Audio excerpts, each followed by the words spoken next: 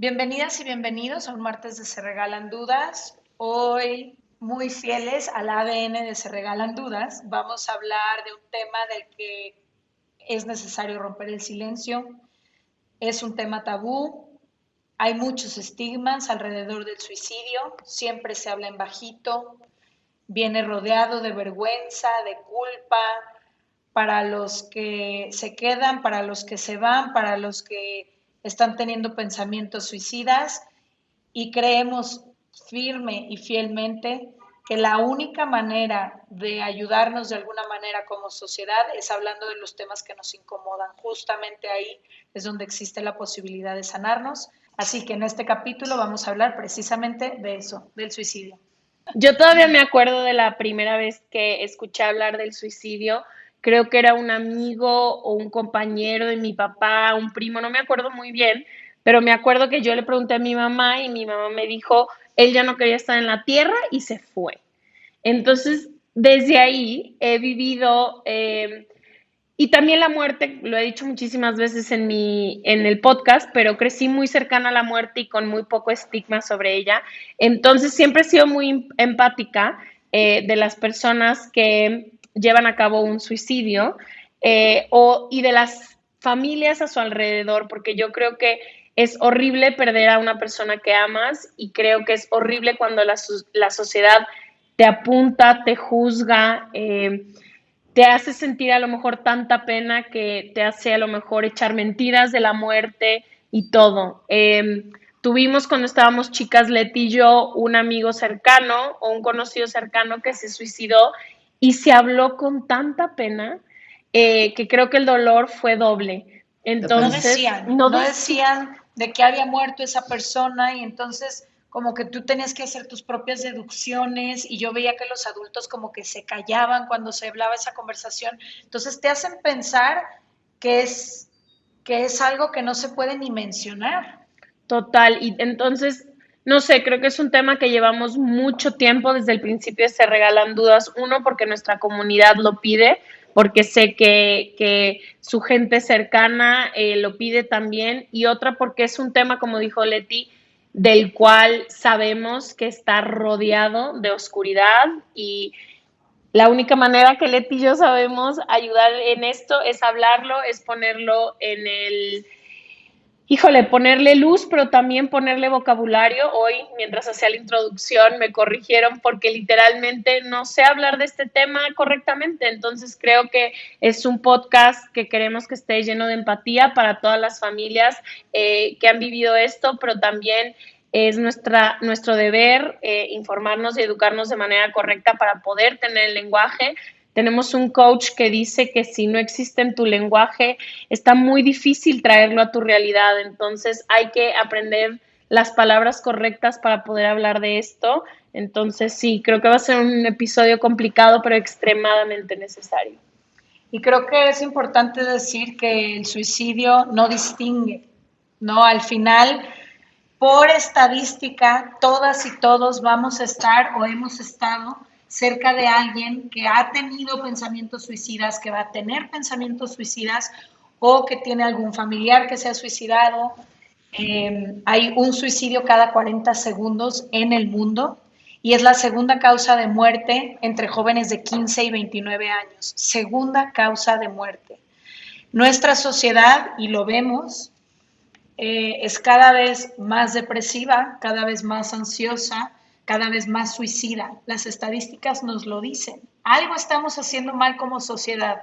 No se trata solamente de las personas que al final están viviendo esta depresión o están teniendo estos pensamientos, es que algo estamos haciendo como sistema que orilla a la gente hacia este lugar oscuro, que no tiene las herramientas necesarias para ayudar a las y los que nos necesitan.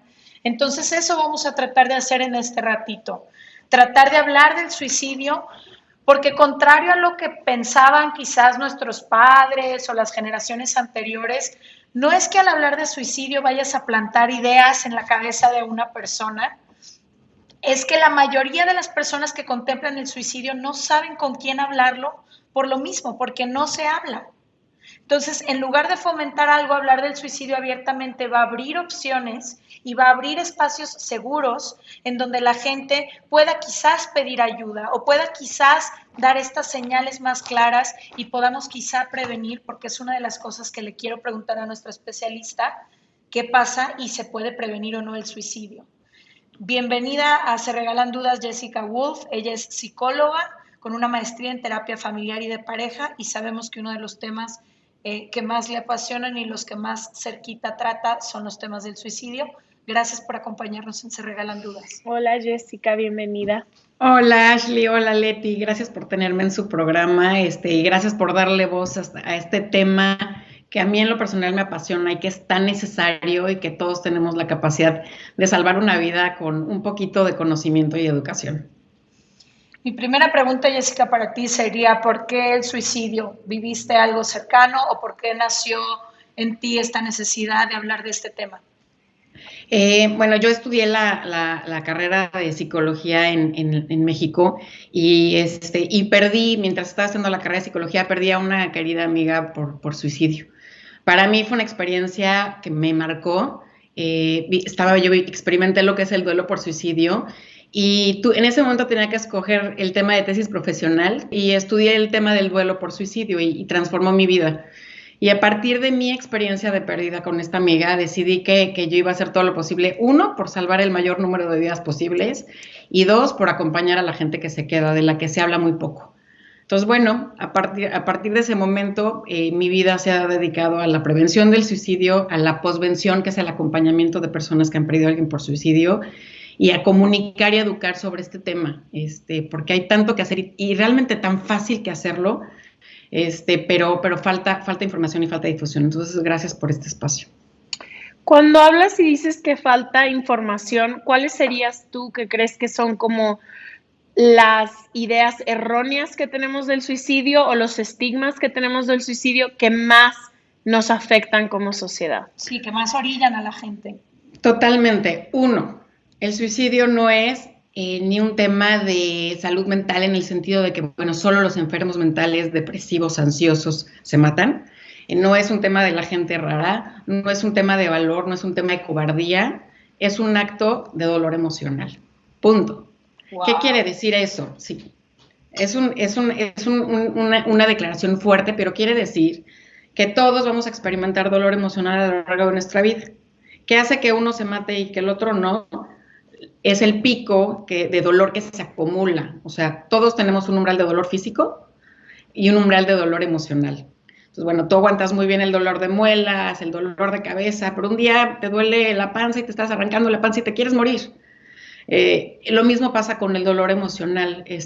Tuviste una pérdida, desempleo, una situación, una ruptura y la llevas bien, pero un día se te junta una cosa y otra por ancas o mancas de la vida y de repente haces un pico de dolor emocional. Y en eso, cuando se te junta todo, dices, no aguanto más este dolor, me quiero morir. No veo salida. No veo salida, exactamente. Aquí hay otra cosa que es súper importante y que tiene que ver con esto de los mitos y creencias erróneas. La gente que se quita la vida no quiere morir, quiere dejar de sufrir. Entonces, no es que eligió morir. Si la gente encontrara alternativas a cómo vivir mejor, a cómo quitarse el dolor, no se mataría. No sé si esto hace como sentido. Total. Y eso es algo fuerte. Me dieron hasta ganas de llorar. Sí, porque claro, cuando lo entiendes así, cuando lo entiendes así como tú lo estás diciendo, significa que cualquier persona puede vivir dolor emocional, por lo tanto cualquier persona puede llegar a sentir tanto dolor que pareciera que no existe otra posibilidad. Y creo que otro de los estigmas muchas veces es creer que esas personas están queriendo llamar la atención cuando lo único que están viviendo es un dolor profundo. Totalmente, no son ellos y nosotros, o sea, ellos los que se quieren quitar la vida y nosotros los que no nos las queremos quitar. O sea, somos seres humanos todos que vamos a vivir experiencias de dolor emocional porque es parte de la vida, es un precio que se paga por esta vida y realmente a veces el dolor y la experiencia de dolor emocional es transformadora. Es cuando te das cuenta de las cosas que son importantes, de quién eres, como que se rompe ese cascarón de conciencia y dices, ok, pude con ese dolor, ¿qué significa la vida? Lo importante no es lo material, lo importante no son los títulos, lo importante es quién eres y qué vienes a hacer a este mundo, ¿no? Pero definitivamente, o sea, hay que entenderlo como algo humano, y entonces eso normaliza. Pero también hay muchas cosas que podemos hacer con el dolor propio y el dolor de los demás, ¿no? Entonces, bueno, decían en la introducción esta pregunta de ¿se le da a alguien la idea o no se le da la idea por mencionar el tema del suicidio? A nadie se le da la idea que no la tenga. Entonces, sí, yo había oído en eso de que el mencionar el suicidio no le da a la persona de enfrente que, me puedo suicidar. No, para nada, al contrario, o sea, nosotros tenemos los que trabajamos con suicidio, y la gente que se forma haciendo prevención del suicidio, que no necesariamente son profesionales, es gente común y corriente que quiere salvar vidas, sabemos que hay que preguntar. Si algo te late, algo no te checa, dices, ay, esta pregunta no me gusta lo que me está diciendo, o me va aventando ideas o cositas que digo, ay, ¿por qué se está despidiendo? ¿Por qué dice, no, la vida no tiene sentido? Y lo cacho, pregunto, oye, ¿qué onda? ¿No me está gustando lo que me estás diciendo? Me hace pensar que tal vez realmente estás en riesgo de perder tu vida o de atentar contra tu vida. ¿Qué onda, no? Entonces, abres el tema, el otro te habla de su dolor, ¿y qué ocurre? El dolor disminuye. A la hora que hablamos, compartimos, lloramos, la intensidad disminuye y la carga de dolor se distribuye, ya no es de uno, ya hay dos cargando ese dolor y hay posibilidad de intervención. Entonces vemos que esto tiene un efecto bien positivo, como cuando la gente lo habla, nosotros decimos, cuando se hablan las cosas no se actúan. Entonces darle el espacio. O pierde fuerza el monstruo, ¿no? Pierde fuerza. Exacto, los monstruos, estos monstruos que nos atemorizan y que nos aterran, son más feos en la oscuridad de nuestros pensamientos y de nuestra rumiación y de nuestra soledad. Y es evidente que compartido es mucho más fácil cargarlo y cambiar la perspectiva. Y tal vez este monstruo es simplemente pasajero, porque hay dolores que son pasajeros, ¿no? Y todos los vamos a vivir. ¿Cuáles son estas señales que nos dan tanto las personas que nos rodean, que a lo mejor están pensando en suicidarse, y también después me gustaría hablar sobre, porque sé que muchas de las personas que nos escuchan han a lo mejor contemplado la posibilidad de suicidarse? ¿Cuáles son las señales para uno que lo tiene enfrente y para ti que a lo mejor lo estás viviendo? Si lo tienes enfrente, lo que vas a observar muchas veces son cambios en la conducta en general, en el comportamiento general. Come más, come menos, duerme más, duerme menos, ha perdido interés por las cosas que antes tenía interés, tal vez hay datos de depresión y de poca energía, puede haber un problema de ansiedad, que es lo que decías tú, Leti. La ansiedad se ha vuelto un malestar de esta época. Creo que, lo que recibimos más en la consulta privada los psicólogos hoy en día son temas de ansiedad, gente con picos de ansiedad importantes, ataques de pánico, etcétera. La ansiedad es dolorosa para quien la vive. Entonces, alguien con picos de ansiedad que te dice, no aguanto esta ansiedad, no puedo dormir, no me siento bien. Historias de pérdidas también, alguien que te dice, híjole, ya perdí a una persona, a otra, perdí el trabajo. La desesperanza, cuando te hacen comentarios de desesperanza, es que no le veo salida, la vida no es importante, lo que antes me gustaba ya no me gusta. Y situaciones o como estos detonadores de situaciones de dolor emocional, ¿no? O sea, la ruptura de una pareja, la ruptura de una pareja es un tema fuerte y en México se da mucho, hay un tema fuerte de codependencia y mucha gente se mata porque tuvo una ruptura de pareja, ¿no? La ruptura de pareja, la pérdida del empleo, la pérdida del ser querido, temas de salud. Entonces, ¿cómo está manejando la persona estos eventos de dolor emocional? Nos va a decir mucho. Historias previas de dolor, intentos de suicidio pasados también son indicadores. Que esto, ojo, no quiere decir que una persona que ha intentado suicidarse va a ser un suicida por siempre. Pero cuando ha habido intentos repetidos, lo tomamos como una señal de alarma. Entonces, son muchas señales que más que tratar de entenderlas mentalmente se sienten. O sea, tú sientes al otro y tú conectas con el otro y dices, no, algo no está bien, ¿no? Y de lo que decías hace ratito, Leti, del llamar la atención, que decimos, es que está llamando la atención. Ojo, nadie llama la atención amenazando con su vida. O sea, quien llama la atención con su vida, algo no está bien. Entonces, nunca hay que minimizar en estos casos de riesgo suicida siempre le ponemos atención a la llamada de atención. A esto está llamando la atención, siempre le damos importancia. Ok, ahora, si detecto estas señales en alguien cercano a mí o incluso en mí, quiero pensar que lo primero es acudir a un profesional, pero ¿cómo podemos acompañar o acompañarnos en ese proceso? Sobre todo porque parte de los estigmas y de las ideas erróneas que creo que hay allá afuera es pensar, échale ganas, ¿no? Como te dicen tantas veces a las personas que tienen depresión, levántate de tu cama y échale ganas, la vida es bella y tú no concibes otra cosa más que la oscuridad de tu cama. Entonces, sí, perdón, te interrumpí. No, justo eso te iba a preguntar, ¿cómo acompañarnos y Esa acompañarles? respuesta que la gente tiene en donde dice, no pasa nada, únete al club de los optimistas, va a pasar. Yo sé, alucinante, pero es la ansiedad de la otra persona de escuchar que estás amenazando con tu vida. Es como, ¿qué hago con tu dolor? La gente no maneja bien las experiencias de dolor de los demás, ¿no? O sea, no queremos que la pases mal, ¿no? Entonces, corremos muy rápido a decir, no pasa nada, vámonos a echar unas chelas y no, o sea, quédate en ese lugar de dolor, acompaña ese lugar de dolor y valida ese lugar de dolor.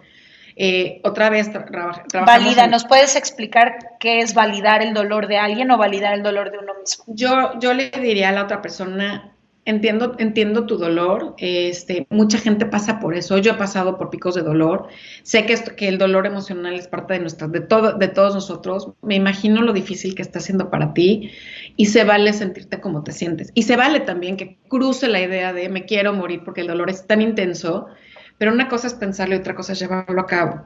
Entonces, se vale que lo pienses, pero podemos encontrar alternativas de solución. Permíteme acompañarte o ayudarte. Entonces, estoy diciendo, el dolor es válido, te está doliendo muchísimo. Sí, lo voy a minimizar. No, sí, te está doliendo, ouch, sí duele, y duele aquí, y duele en mi cuerpo, y duelen muchas cosas. Y lo que pasa es que la gente piensa que no hay solución, y se vale decir, es que ya intenté esto, ya intenté lo otro. Ok, para mí es importante decir que mientras hay vida, hay alternativas de solución. Entonces, lo que vas a hacer tú con la persona que tienes enfrente es acompañarla a llegar a ese espacio o a ese lugar donde pueda encontrar esas alternativas de solución.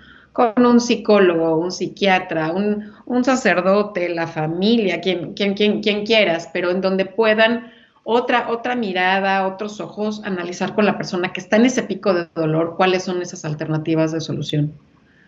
Pasa algo, perdón, y bien interesante, que cuando la persona está en ese pico de dolor, no sé si les ha pasado que tienen un dolor súper intenso. No, hombre, sí. ¿Han tenido alguna vez una migraña? Que te duele el ojo, cara, cuello, estómago, o sea, es una experiencia de cuerpo completo. ¿Qué le dices a los demás? Te están diciendo, oye, ¿dónde está la catsup en el refri? No me hables. No me hables, ¿no? Oye, está pendiente esta cosa de trabajo, ¿qué le dices? Me vale, no puedo ahorita. No puedo, no me da la cabeza para eso, ¿no? Es la misma experiencia, o sea, es tan intenso el dolor emocional que nos nubla la capacidad de ver las alternativas. Y esto se llama dentro de la suicidología una visión túnel, o sea, es tan intenso el dolor que no veo qué va a pasar, si me mato, qué va a pasar con mi ser querido, no alcanzo a ver cuáles son otras alternativas de solución, no alcanzo a ver nada, nada más es quítenme este dolor de encima. Y es donde aparece la idea de muerte. Mi pregunta es, ahora que supongamos que sucede esto, ¿no?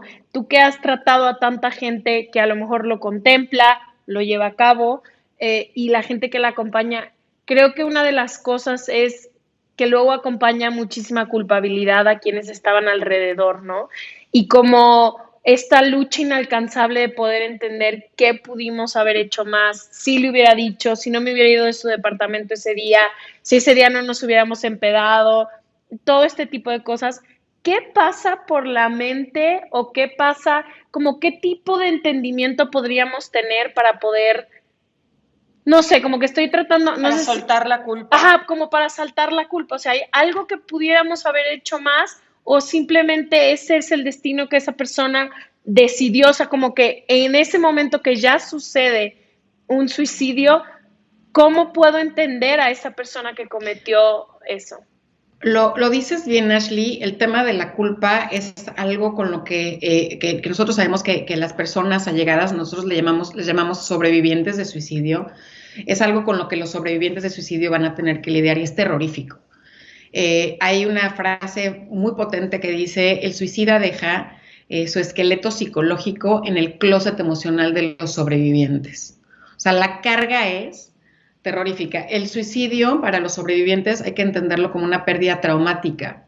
No es cualquier pérdida, es una pérdida traumática, porque lo acompaña la culpa, porque hay una sensación de no fui lo suficientemente importante para mantenerlo con vida, porque mis intentos fueron fallidos, porque me abandonó, tantas cosas que cruzan por la mente de una persona de alguien que vive la experiencia de perder a alguien por suicidio. Es terrible, el dolor es terrible. Y por eso también hay una incidencia alta en sobrevivientes que se quitan la vida. No vamos a lograr, la pregunta del por qué, también creo que tocaste el tema del por qué, o sea, se vuelve obsesivo, parte de la respuesta traumática, y si hubiera hecho, y si no sé qué, y qué dijo, y dónde estaban las señales. También hay como una especie de reconstrucción de los hechos en donde aparecen las señales que tal vez no se vieron. Ah, es que ese día dijo, y es que aquí es espantoso. Entonces, bueno, a mí trabajar con sobrevivientes de suicidio me ha servido para entender el efecto tan catastrófico como si fuera una bomba nuclear que ocurre con un suicidio.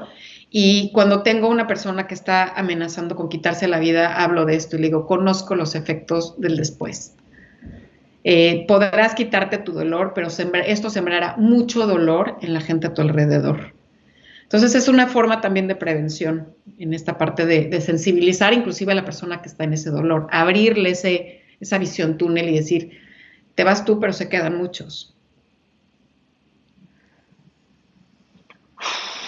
Bien, me quedé en blanco. Las oigo, así como, es fuerte, es muy fuerte hablar de estos temas. Es muy fuerte. Otra de las cosas, tengo personas cercanas a ellas se han suicidado.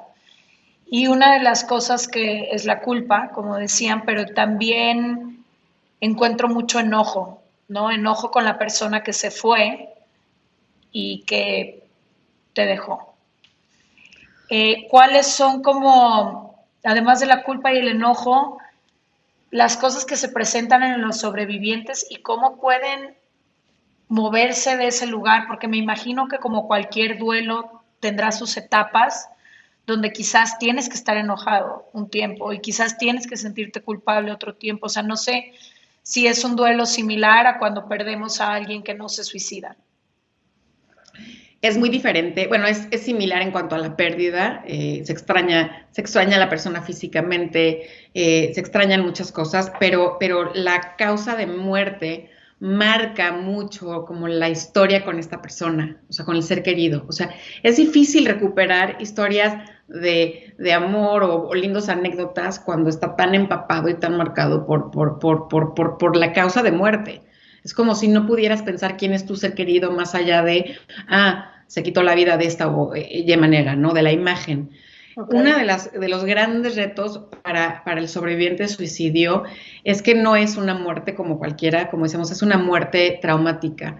Y como traumática presenta sintomatología de trauma, de estrés postraumático, de depresión crónica, de ideación suicida. Entonces, ¿qué implica el trauma? Implica, por ejemplo, rumiación, implica pensamiento obsesivo.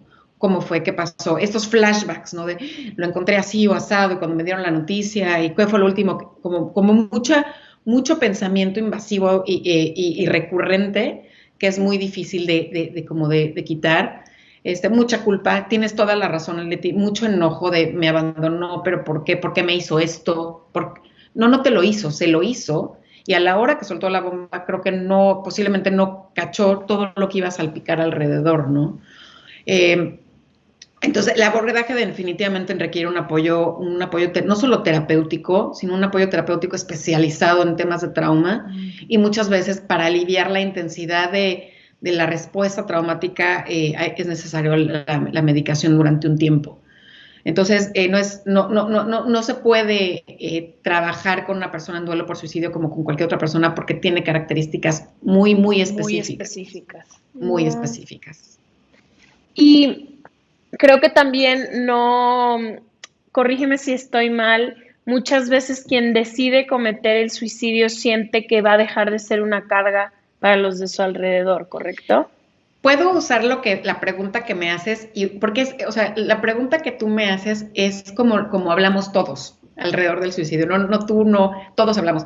La persona, uno, no decide. Si tuviera la posibilidad de decidir, decidiría diferente, ¿no? Simplemente es como la tormenta perfecta, decimos los que trabajamos en suicidio, no decidí. Si se juntan todos los ingredientes para suceder, para que Exacto, entonces si se te junta el chile mole y el atole, pues no es que decías, es que dices, no sé qué otra cosa hacer con lo que está pasando. Entonces, ojo, la persona no decidió irse, simplemente sucedió, ¿no?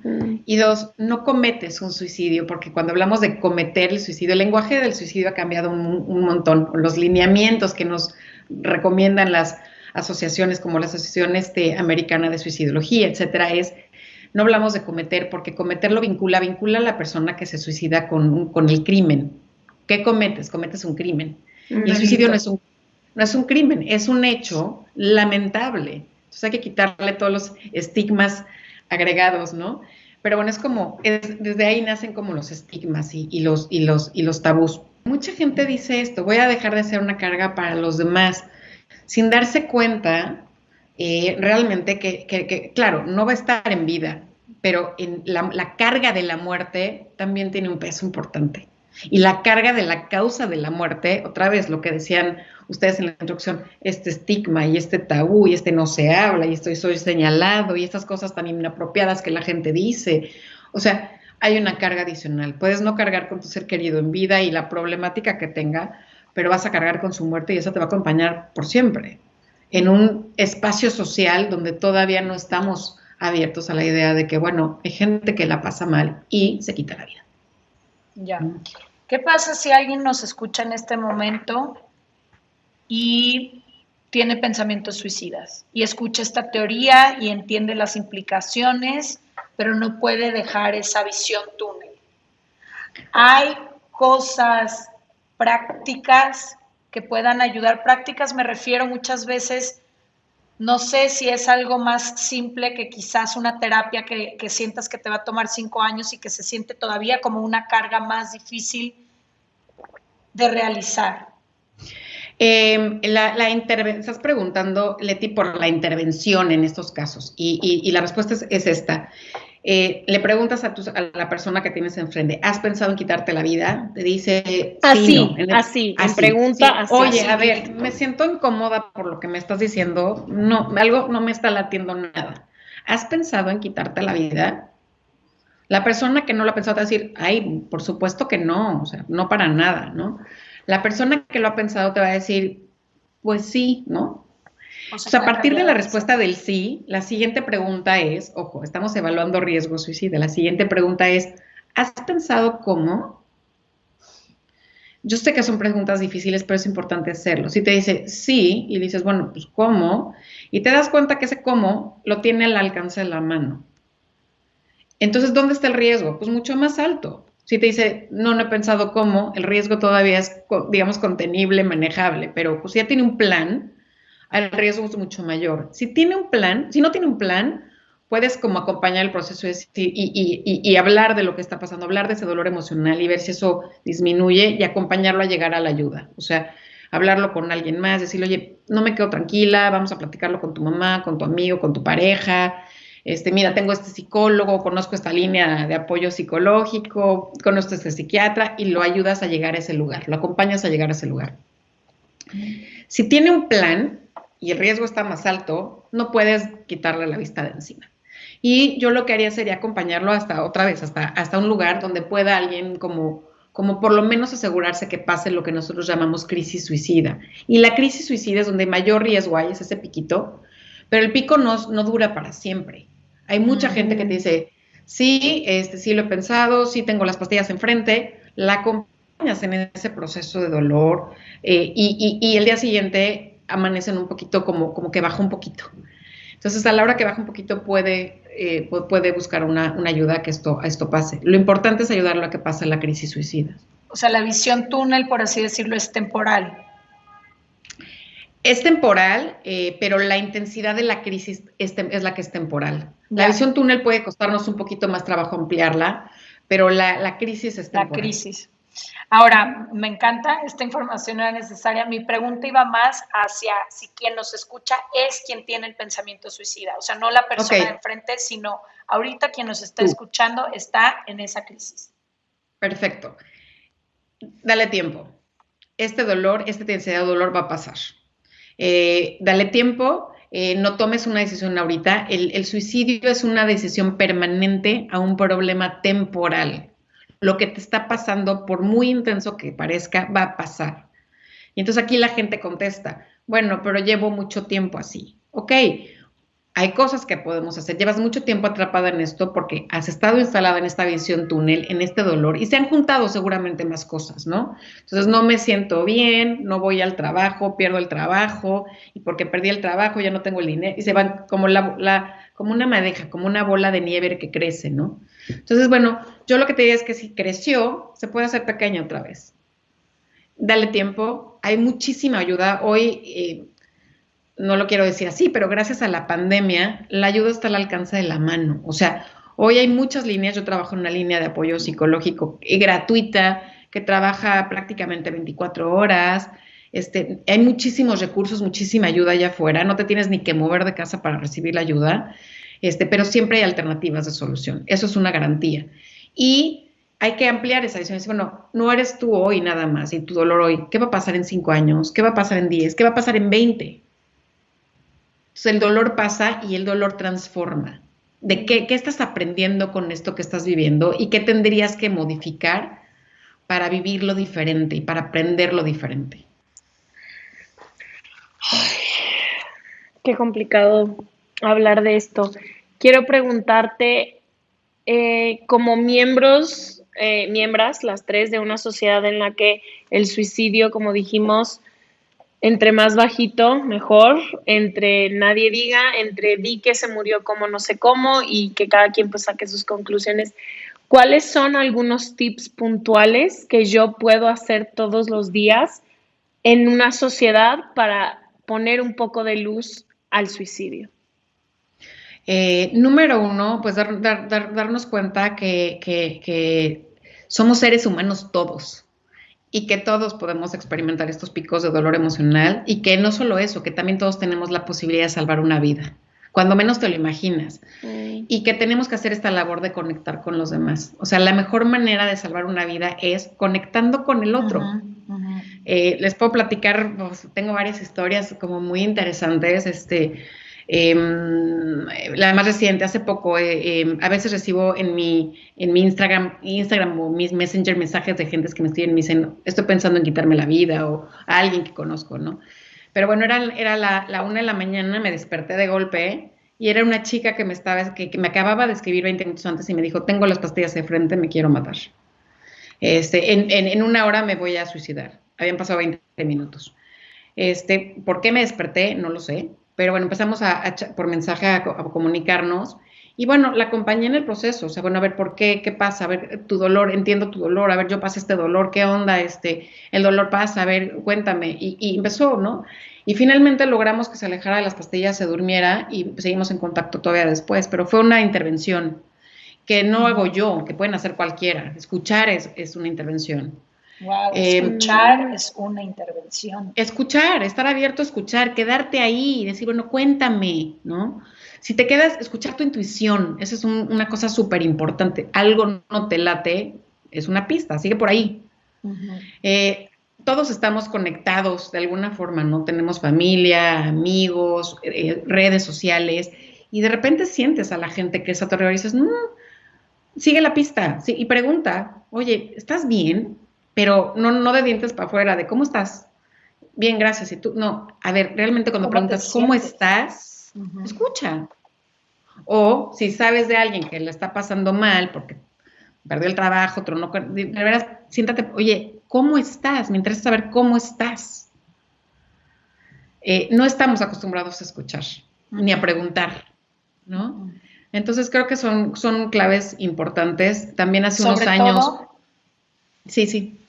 No, te iba a decir, sobre todo ahorita que dices esa importancia de escuchar o de acercarte, creo que también el índice de suicidio va a la alta porque las personas nos sentimos cada vez más solos y solas y más aislados.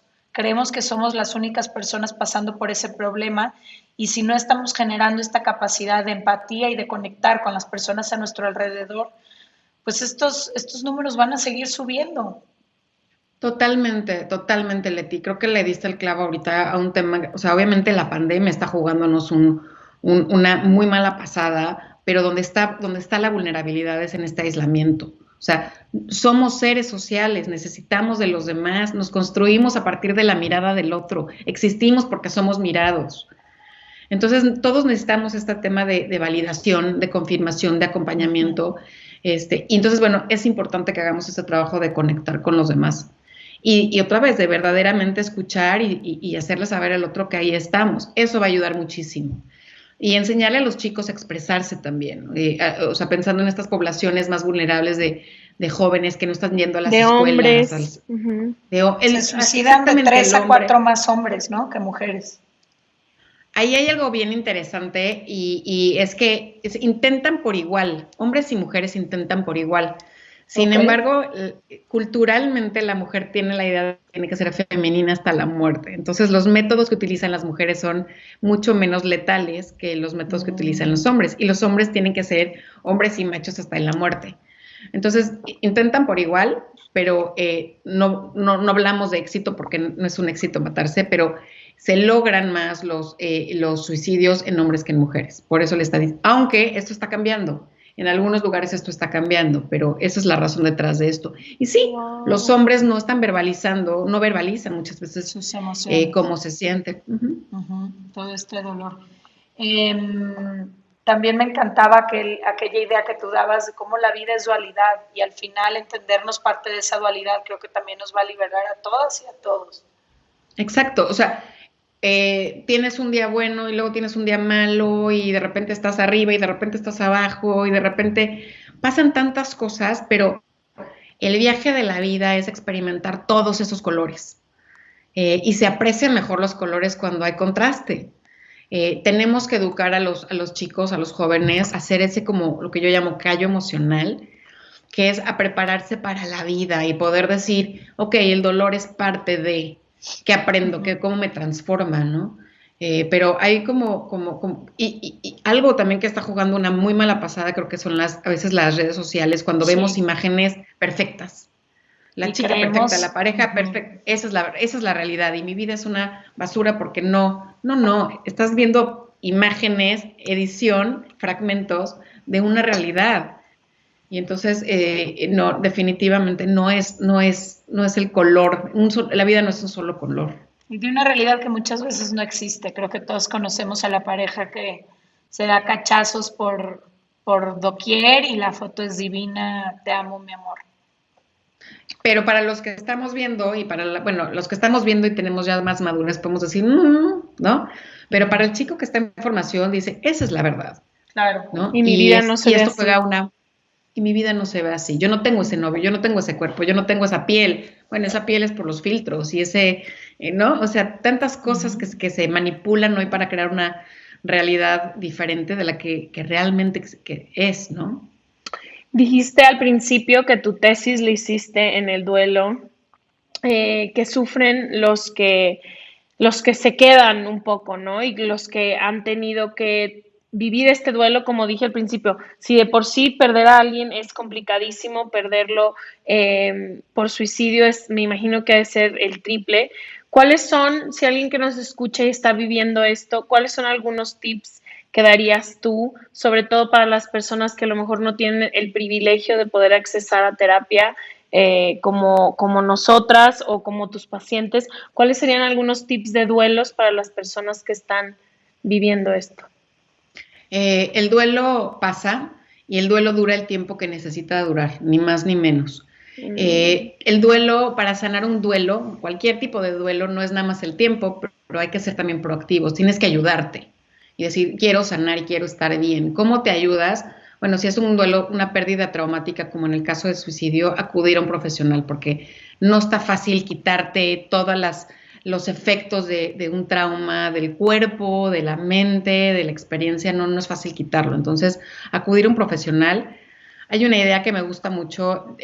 Tengo un libro que habla, el libro se llama Superando el duelo después de un suicidio, las experiencias de los que se quedan. Y ahí hay una serie de recomendaciones, pero una recomendación es llora, permítete llorar.